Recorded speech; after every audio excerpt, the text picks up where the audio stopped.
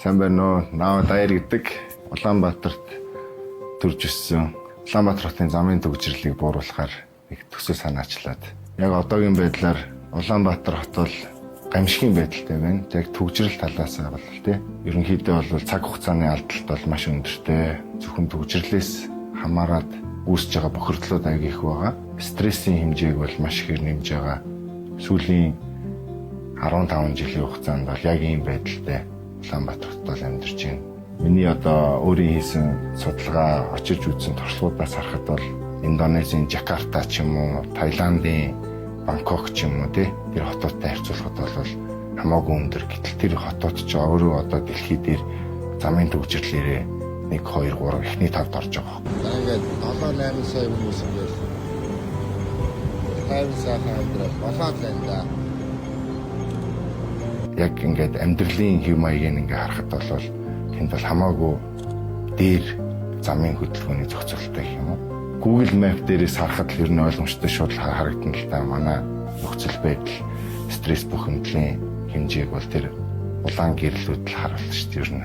Богино хугацаанд төгжрлийг хэрхэн бууруулахын өнөөдөр яг ямар ажлуудаас эхлэх ёстой талаараа ерөөсөө огт яригдахгүйгээр шууд алгасч метро хурдны зам гэсэн юм ярьж байгаа. Бодиттой тийм төгжрөл нөлөөлөхөөр төслүүд байна уу гэхээр би бол үгүй гэж хэлэхээр байгаа. Улаанбаатар хотод бараг 200 орчим гэрлэн тохио байгаа юм уу? Бүх зам нь эсрэг урсгалтай хоорондоо огтлцсон гут тэрийг гэрлэн тохио зөвхөн ажиллаж зохицуулна.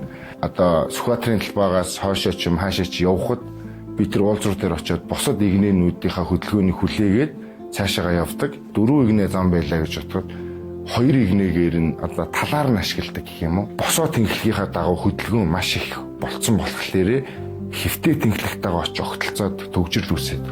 Тэгмүүд яг одоо биднэрт ямар боломж байна гэхээр инх тайвны гүр, олимпийн гүрээ ашиглаад 1-р тойрог гэдэг замыг хийх бүрэн боломжтой болж байгаа. Тэр бол манай үндсэн одоо суур хурдыг өгж явах тийм тойрог болж чадна. Тэрнээс үүдэлтэйгээр маш олон гэрлэн тохионууд өөрөө байхгүй болж эхлэх боломжтой болж байгаа хгүй. Тэгэнгუთ тэр урсгалаас үүдэлтэйгээр дараагийн туслах замууд, хороол дундах замуудын урсгал нь бас одоо тэрийг дагаад өөрчлөгдөд тэгээд хотын төв хэсгийн замын өөрчлөлтүүд нь бол тэгж хийгдэх ер нь бол боломжтой. Одоогоор бол яаж юм гэхээр бид нар хэдэн талаасаа хамаагүй урсаж орж ирээл аль ч замаар хамаагүй бид нар явхад тэнд очиод байгаа байхгүй. Тэгэл бүх гэрлэн тохионууд дээр хүлээсээр байгаад очиж чинь хамгийн үнэтэй зүйл чинь цаг хугацаа шүү дээ.